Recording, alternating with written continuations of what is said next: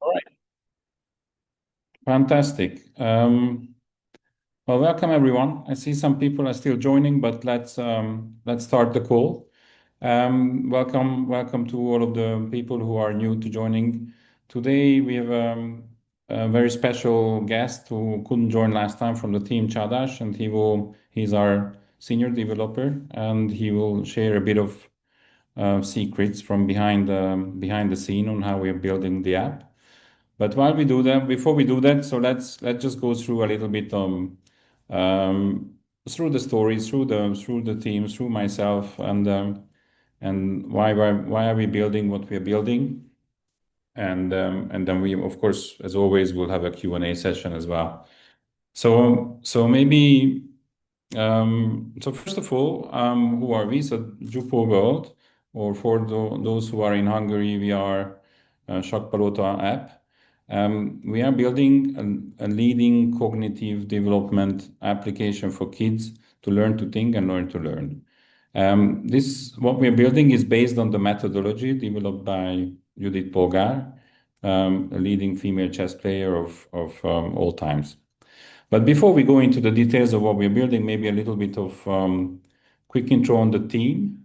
So Helga, can I ask you very quickly to introduce yourself, and then Chadash as well, and then I'll introduce myself. Hello, everyone. Oh, thank you. So I'm Helga Hyman, and I'm a filmmaker originally and a photographer, and um, and for Jupo World, I'm producing social media content, and I'm working on a very nice new project where I'm generating short films with AI. So We will see that as well in a short while. yeah, um, and I manage the social media channels, and I'm working on marketing as well with our marketing director, who's unfortunately ill, so she can't make it. Great. Chadash? Sorry, can you hear me? Hello?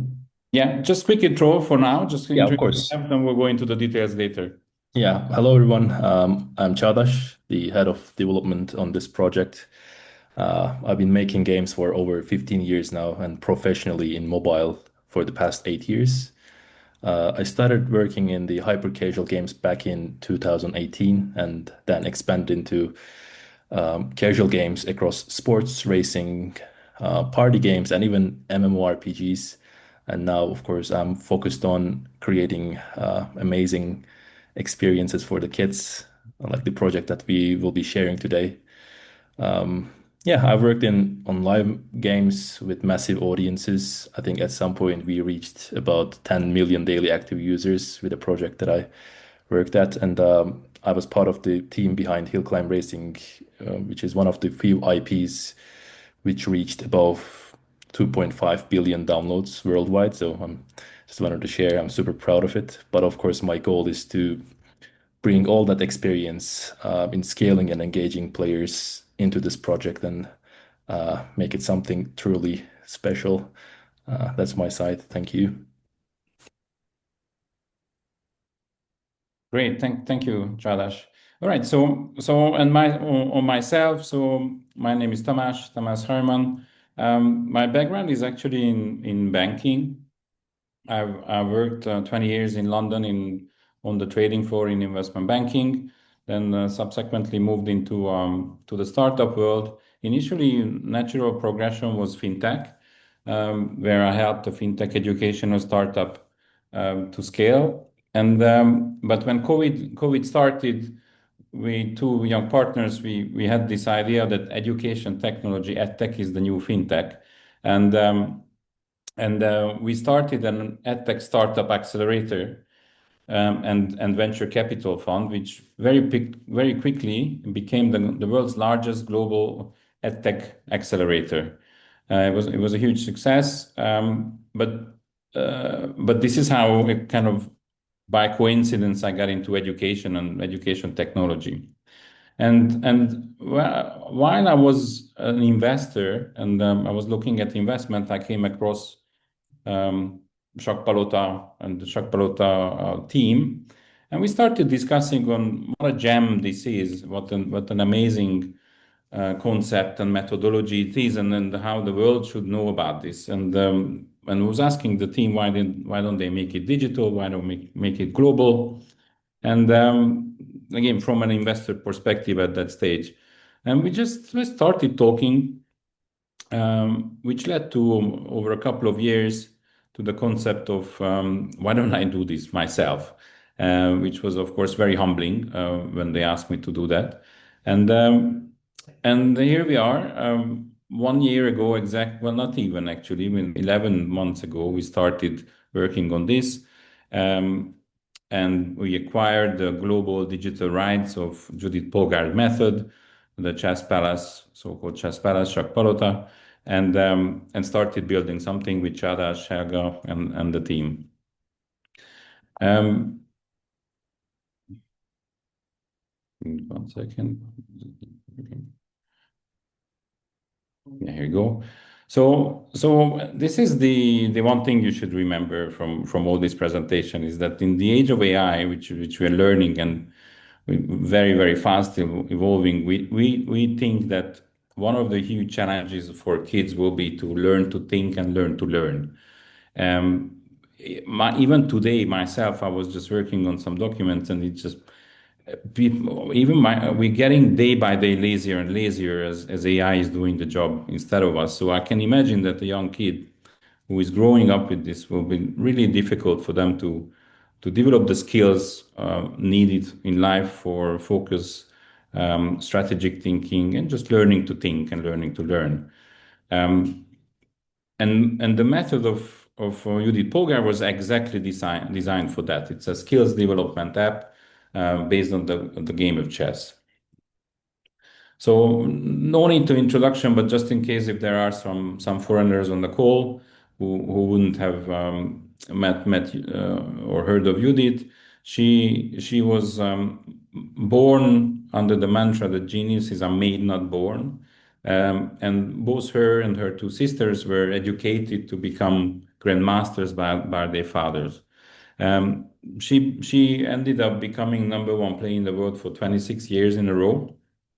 She famously beat Garry Kasparov, and that was actually really nicely documented in a recent movie about her, published in Netflix in January, that made it to the Sundance Film Festival, and I had the honor of being at the premiere. It was an amazing event. 1,200 people in the room, and actually overflowing, people queuing to get in. And it was equally a big success on Netflix. Made it to top 10 worldwide for a few days, and then for weeks it was top 10 in more than 35 countries. And as you can see, even Pierce Brosnan posted about it and loving the movie.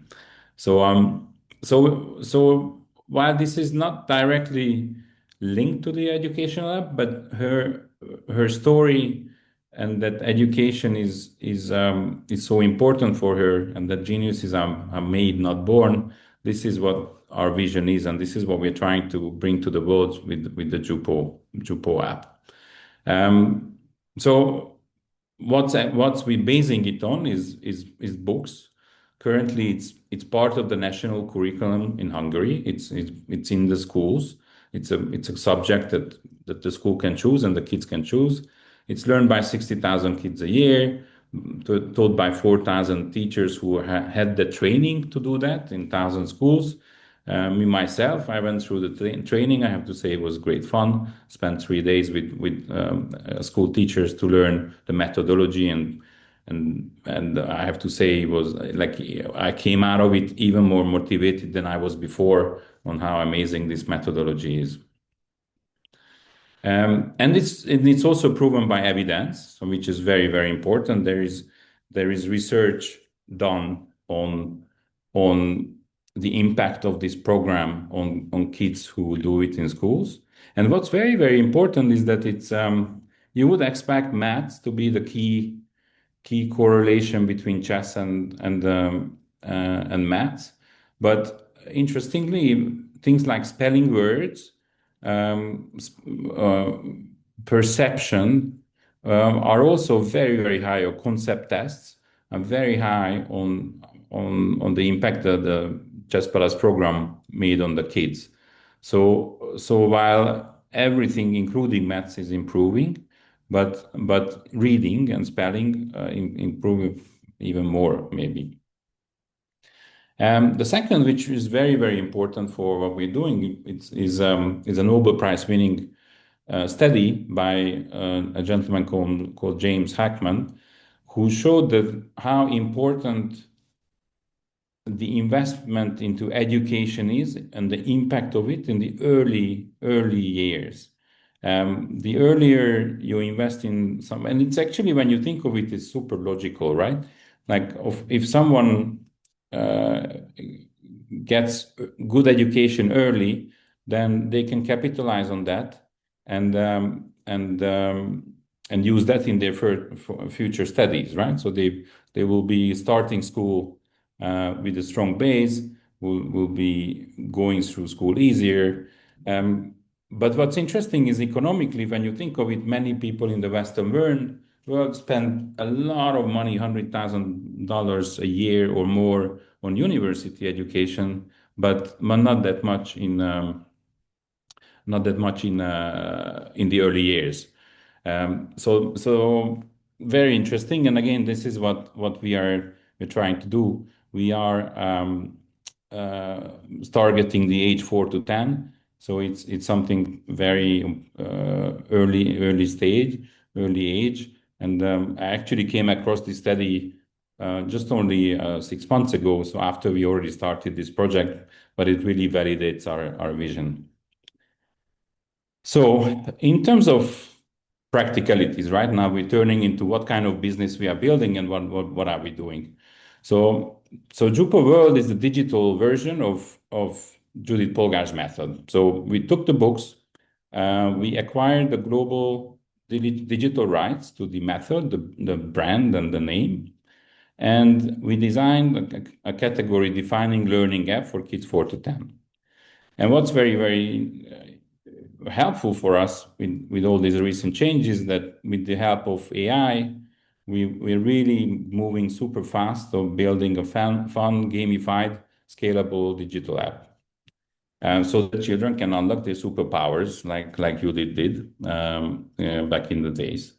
So maybe I will pause here, and then I'll hand it over to Chadash, who will show you that this image you see is from the game and what's behind it, and share a few confidential tricks we are doing and behind the scene, uh, behind the scene, even maybe something share like how we use AI to build our app.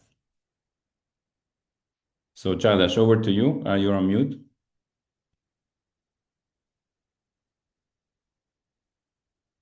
Can you hear me now? Yeah, now I can hear you. All right, so now that you mentioned the AI parts, so I'm super lazy nowadays that I even made the presentation with the help of AI. So actually, I was gonna do the introduction part here, but yeah, of course I can go through briefly. So yeah, we are the head of we are the development team, along with Jonathan, who is also in the team. He's our newest member. Kudos to him. We've been working together super nicely over the past 2 months now. So yeah, I will have some pages to show you, starting with the tech stack that we are using. So of course, from the day zero, we are aiming for the global scale, right? We are not doing here, we are not making things just for the sake of doing things. So we started off with the industry standards, battle tested tools like Unity, of course, and then the Firebase suite, which is backed by Google, and Unity's own cloud systems, and Revenue Cat, which is the probably the best tool out there for the monetization. And of course, we are using all the um, tools, like best visual tools we can use in Unity as well on the art side. So yeah, we are following the industry standards, and I'm confident to say that in certain areas we are way ahead of the industry as well. We're keeping ourselves updated with all the tools that are coming new, especially with the AI tools. I think we are super up to date. And here I have some tools that we are using. I'm pretty sure there are tools that that I forgot about here when I was putting these, but for the code and engineering, we are trying all the tools that are out there: Claude, Cursor, Windsurf, Codex, and 3D models. With topology, our art director Anna-Marie has been using Meshi AI and Tripo AI and voice generation from the first month. Basically, we've been using deep voice. Kudos to Helga, who's been taking care of all the voiceovers for us in all the languages. And image window content again, Helga, like it's like she's like a Swiss knife. We are using Layer AI. But yeah, this is the tech stack. I don't want to go through this like super long because there's boring stuff. We can get into the exclusive sneak peek, which I'll be giving to you. I even made a quick prototype of it here on the HTML file. So it's essentially a new feature where we will be introducing our live ops events. And what this means is that, let's say we have Halloween coming up, and then we of course want to show it somehow to the kids, or summer vibes. We want to give them to the kids, and then of course we needed something in the game that we could build on. And here, as Tomasz showed earlier, we have this chess board in the middle of in the heart of the map. Are you sharing your screen, Chadash? Because we can't, I don't think we can see it. Wait, you're not seeing my screen? It says I'm Now I can. Yeah, we can. Now we can. Sorry. But yeah, so we started working on this feature about 1.5 weeks ago. So what you see is still a work in progress, but let's go into the chess arena. So we enter the arena through the chessboard that we have in the middle of the world map. And here we will be introducing new mini games with every update, basically. For now, we are working on this catch the raccoon mini game. So with the chess pieces, we'll be trying to catch the raccoon. And by doing that, we'll be learning how the chess pieces move, basically. So, and for this, of course, we have different environments: forest, the volcano, lava environment. We have the beach, we have the space environment. Let's start off with the forest. And of course, these levels have some parameters. So the forest level is the most easiest one, 4x4 boards. And we have the rook, we can move around, and then raccoon doesn't move. It doesn't have any AI, the brain, it's just stationary. So by moving with our rook, we try to catch the raccoon. And then the moment we do that, we actually pass the level. So of course, we will be smart here. We will be introducing smart difficulty setting.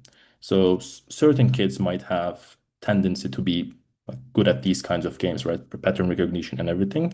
And of course, we won't have preset levels for these. The system will understand the capability of the kid. If the kid is really good at this game, the difficulty gets scaled up gradually to just match the capability. And with that, of course, we can provide personalized experiences, right? This is one example. We can go into the lava, just for the sake of it. Rook, we have the lava environment, volcano, and we're introducing, of course, new obstacles here. These are placeholders, but we will have the lava, and in the beach, we will have the water tiles, palm trees, and you name it. So, but here, well, we will be introducing all sorts of seasonal events and yeah, you name it, like Chinese New Year, whatever. We can introduce region-based stuff. So yeah, we are super excited about it, and with the upcoming release, this will be introduced to the players globally. Yeah, and of course you can play it on the web as well. So yeah, catch the raccoon here too. We have the confetti as well. So yeah, that's the new feature, exclusive sneak peek. And lastly, I wanted to mention about the analytics. So of course, all the things that we have in the game are being tracked by the key events. So here I can't see the exact number, but it should be 48. But with the help of these key events, we can keep track of what the kids are doing in the game. So I will show you one example here, which I have. So it's the key analytics key meta object interaction. So we basically keep track of what they are clicking on the world map. So here we have some in-game items, and I'm checking the balloons. So here I can see that the blue balloon 10 is the most clicked one, so it's the most loud one. So we can go into the game, we can go to the world map and search for the blue balloon, and boom, it's here. It's this specific balloon that the kids like to click on, perhaps. Well, I don't know why, but of course we are looking for the reasons. And I was thinking about it the other day, and actually it overlaps with the button that is right behind this balloon. That's why perhaps the kids are trying to click that button, but they instead pop the balloon at the same time. So these kinds of stuff, they are super helpful, and we're designing things based on these parameters and these analytics events. So everything is data driven here, and we're super proud of it. And yeah, this is the analytics part. And another super important analytics key, which I would like to share, is the inactivity detected. So nowadays, the attention span of the kids, there it's very low, right? So they leave the phone somewhere on the counter, they leave the tablet, they forget about the game. So of course, we keep track of that activity as well. So as you can see, so the minigame play during the minigames, they leave their phones, and we can track off like which minigames they basically churn and understand like, okay, maybe that game is super boring for them, that they just leave the phone and do something else. So we keep track of basically everything that is in the game. Of course, these are all like non-personalized. We're not collecting any other data than the in-game stuff. We are super careful about those. But yeah, I think that was the last page. Thank you so much. And yeah, that's me. Thank you, Challenge. It was amazing. And I think we're gonna elaborate more on that, but I think from here onwards, we are a data company. Yes, Because exactly. What's really important with this business is you have to kind of really nail both the creativity and the imagery and that the game has to be beautiful and playful and gamified, but also you have to nail the data, not just in terms of the in-game play, but also in the marketing and distribution and all the analytics of how you market the app across the app stores and also on social media. So we are basically reaching the phase, we're entering the phase where we are becoming a data company in disguise as a beautiful kids app. But of course, uh, as Challenge mentioned, we're not collecting individual data on kids. It's all just for the learning and the distribution. So I'm gonna continue with the deck. Um,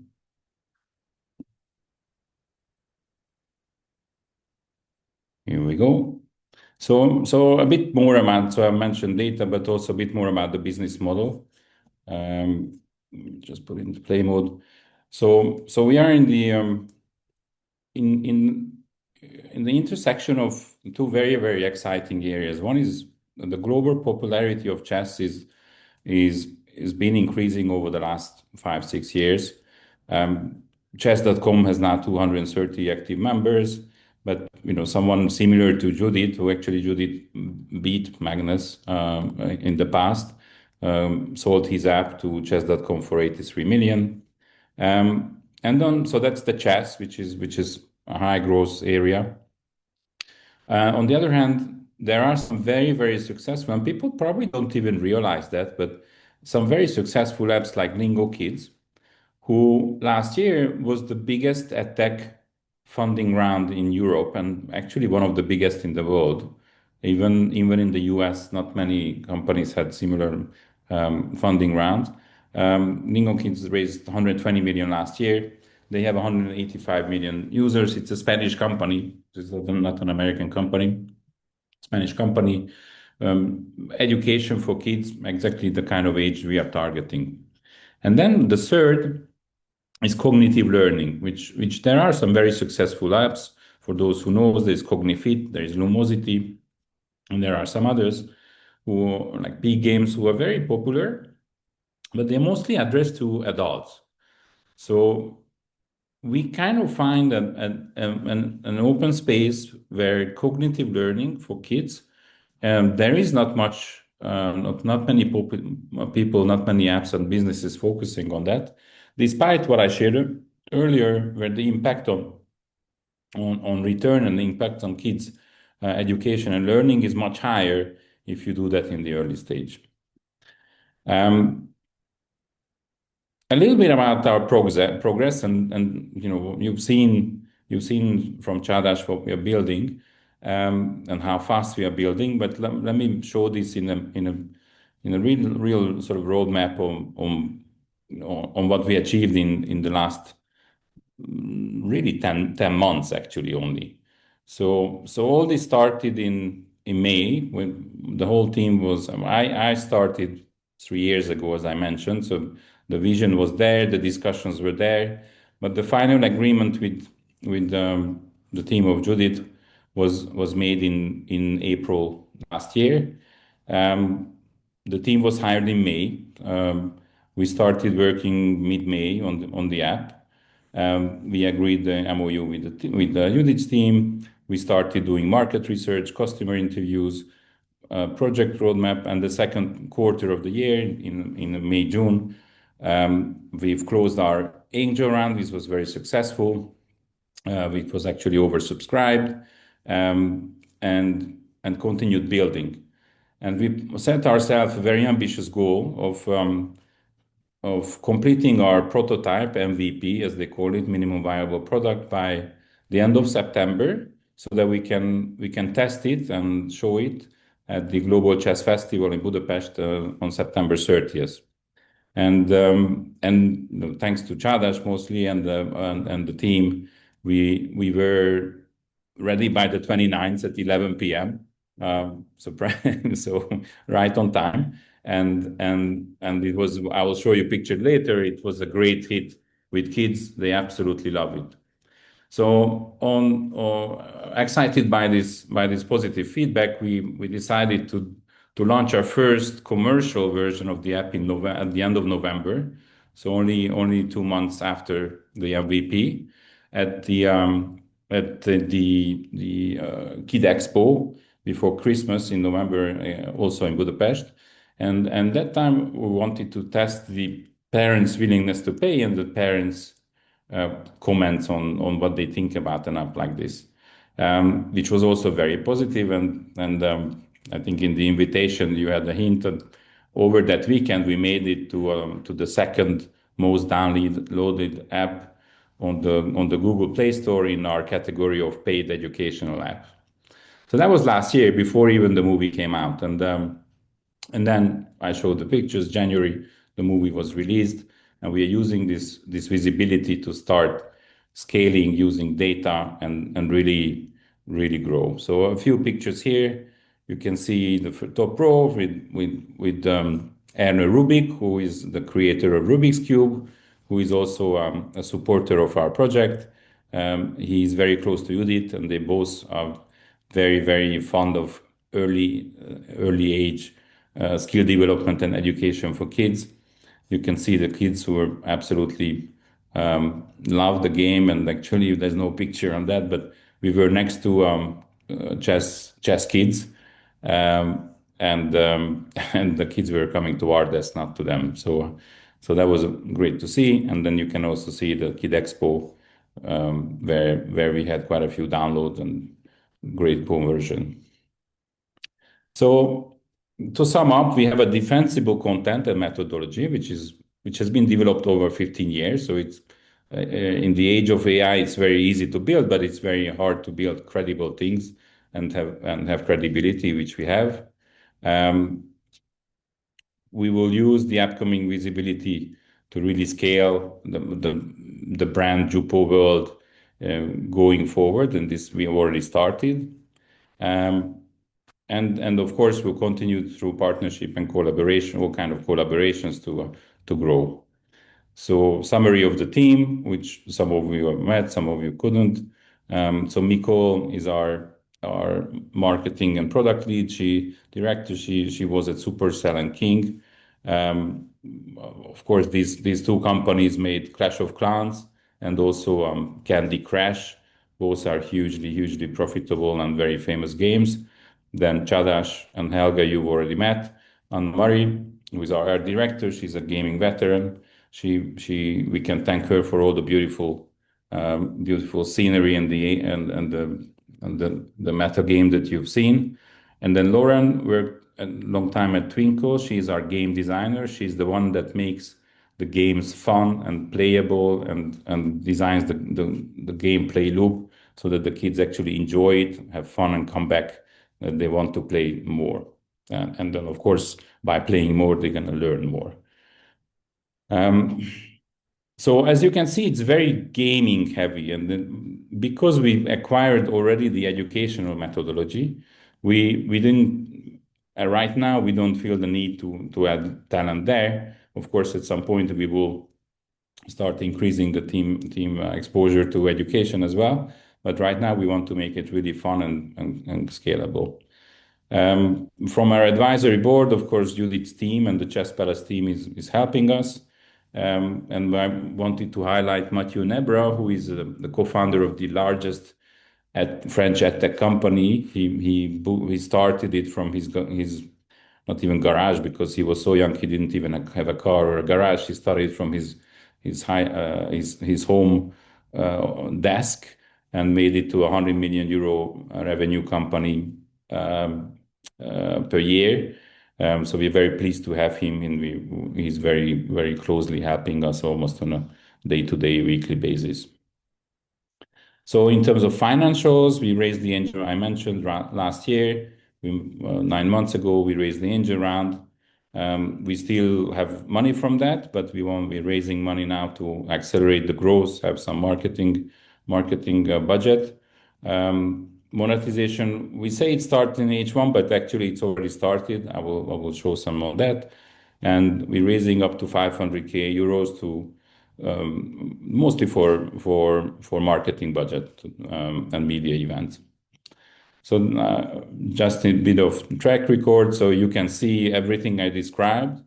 So October 1st, we started the MVP. At that time, downloads were only in Hungary, of course, because we are not global. Then in November, with the commercial launch, there's a big jump where people started downloading. And as you be coming to February, you can see that the international opening, the two lines separate, as we have more and more international download as opposed to just Hungarian downloads. Revenues. So this is quite conservative for the early years, but what it shows that it's extremely scalable. So once the app is ready, the additional cost of one download is of course zero. It's really just the customer acquisition cost that we need to factor in. So we will of course not expect to be profitable this year, most probably not next year either. But from the year after that onwards, we will scale very fast, continue to scale. We will scale until then, continue to scale fast, and from that moment, it should be very profitable as a business.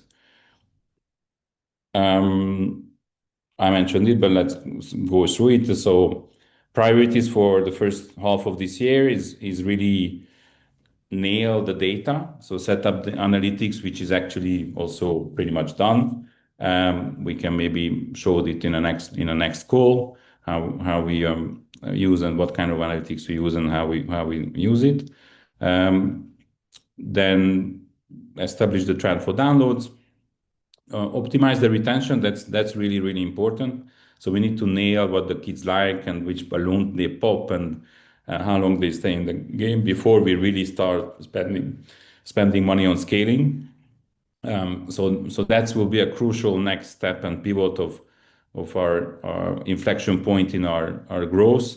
Or once retention is optimized, then we can really double down on scaling, and then we can hire some more people, start paying paid marketing, and then hopefully find a path towards profitable growth by the end of this year.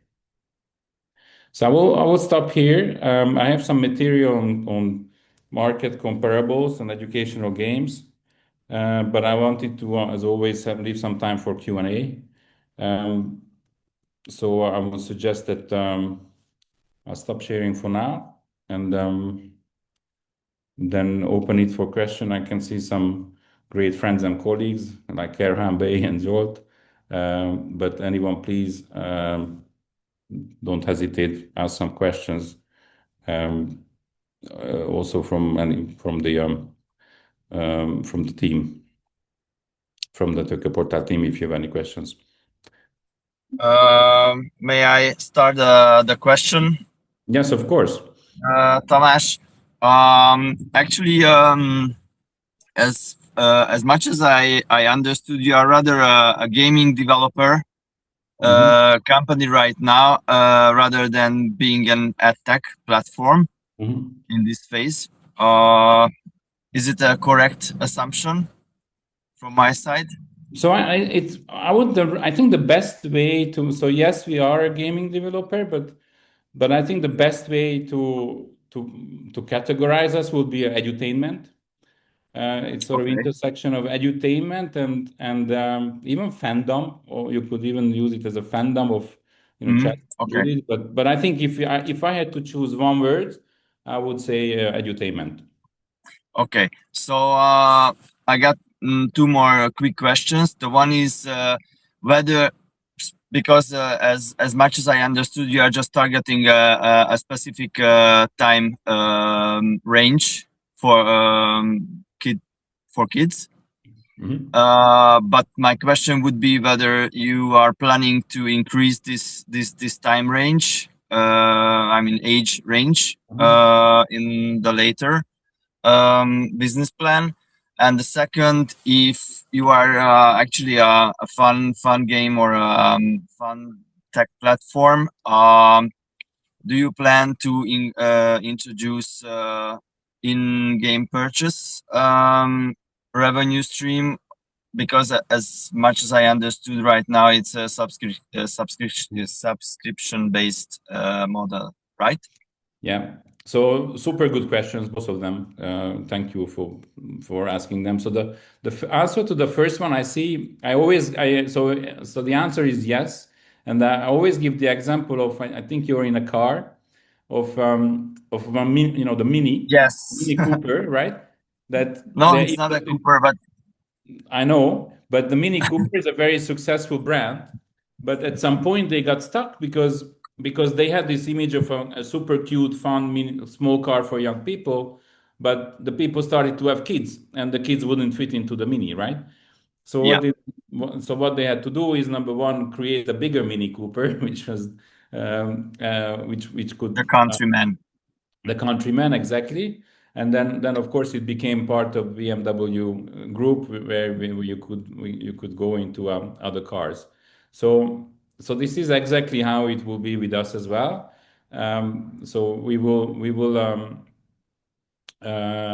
of course this is our go-to market, and we will actually even the 4 to 10 age group is quite wide. So I think we will now, what we're building now, you could see the images, is probably appropriate for sort of 4, 5 to 7, 8. So the next version will come to 8 to 10. And then of course, then in a few years, as those creeds will grow, we will also come up with versions for teenagers and beyond, but probably not beyond. So probably not going to adult game in the foreseeable future. So that's on the first question. The other one is also a really good one, and I think the answer is that we will try and test in different markets. So right now, most of the educational games, but not all, don't have in-game purchases because parents feel safer. They don't like they don't like pop-up for the kids. But on the other hand, some markets can completely allow for that, and actually there are games like Toca Boca, which is one of the big games, who already have in-game purchases which are done by the parents. So so we will definitely try and test, maybe not on smaller markets first, or markets where it's more appropriate first. And if it goes, then we'll scale that as well. And I think a follow-up question you might want to ask on this is, what about advertising, right? Because advertising is so not allowed for kids. So we clearly won't be able to do that in the app for the kids part in Europe and the US, where GDPR and COPPA regulations are very, very strong. But we can completely do that in other markets. Or we were also thinking of putting advertising behind the parent portal, where the kids won't see the advertising, but the parents might. So again, this is something where there is clearly opportunity for monetization, but we will try to test in some markets, and then whatever works, we'll scale that. Oh, okay. Thank you. But thanks for the great questions. Actually, they were really well thought through. Yeah. I hope someone else will ask you also some good questions. So I give the floor to others as well. Thank you.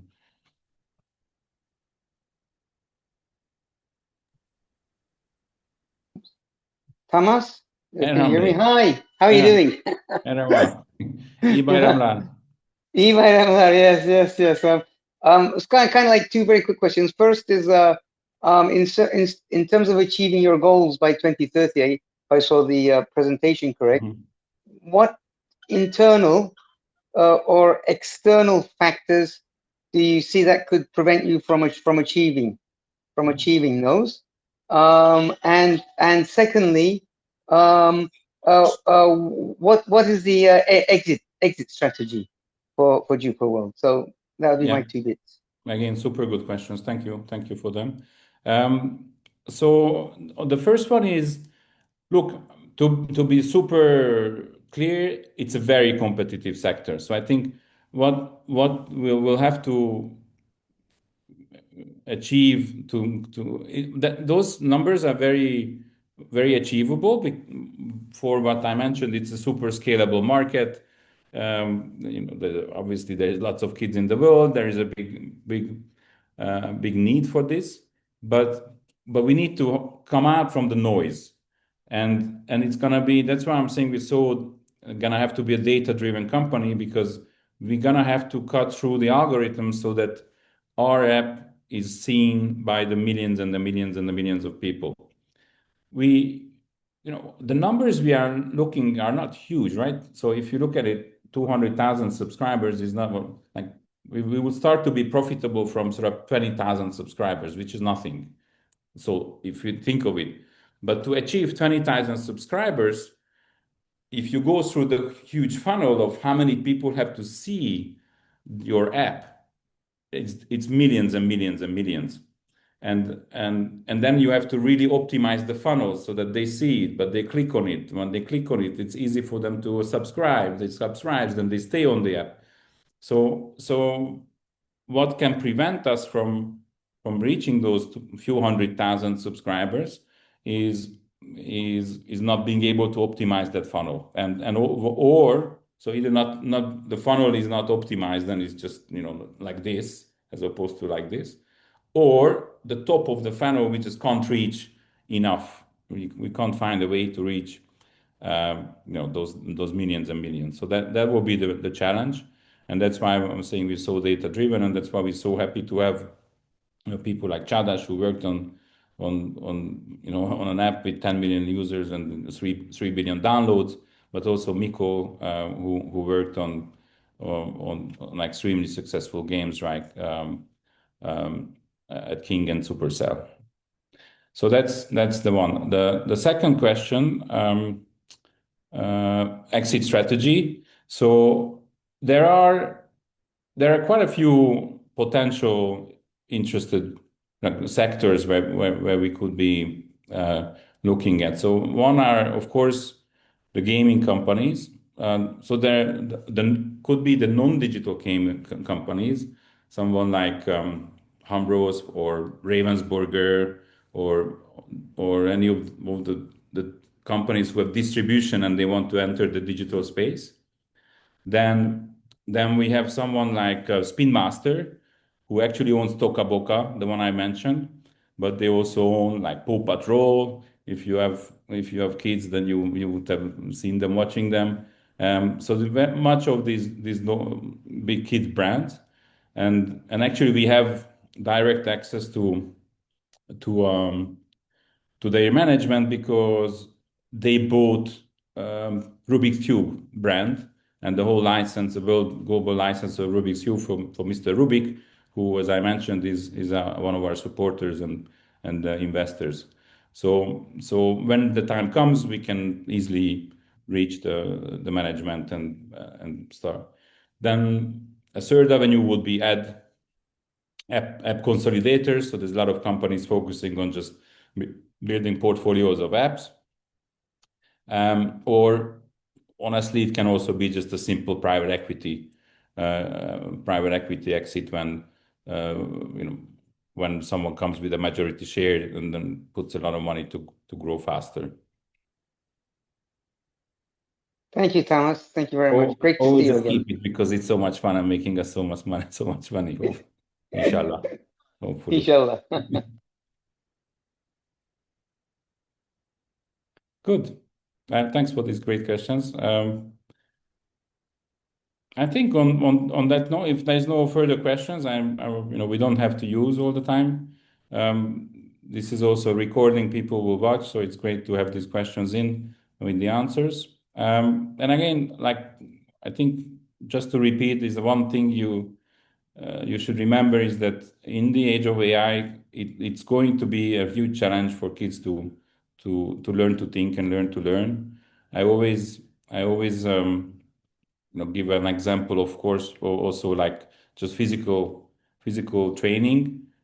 When we live in London, you have to go to the gym, you have to exercise, you have to find ways of exercising. If you live in the forest in Africa, then you don't have to go to the gym. There is enough exercise you get from your daily life. So I think it will be very similar to that, where if you live in an AI environment, then you just have to find other ways to exercise your brain. And what we're building is building a tool for kids to help them think and help to learn and help to have a successful life, to develop their superpowers in whatever they want to have their superpowers in. So thanks so much for your attention. I guess we should also announce that early next week we're going live with our crowdfunding campaign. So you will be able to register, actually invest early. And right now you can do the pre-registration, and please do so. But next week you will also be able to make the investments, and we will announce it formally. There will be some discounts for early investors, which will depend on speed and size. Exact details to follow, but please follow, because you will see that the earlier you invest, the better terms you will get. Thanks so much. Thanks for the team, Chadash, Helga, Jonathan. Thank you so much as well for your hard work and contribution, and looking forward to answering any questions if you have by email. Don't hesitate to reach out to me. Nora, Petra, anything to add? Should we stop it here? Nothing from me. All right. Well, thanks for organizing, and have a lovely evening, everyone. Thank you so much, everyone, for attending. Have a lovely evening. Thank you so much. Thank you. Till next time. Bye. Thanks. Bye.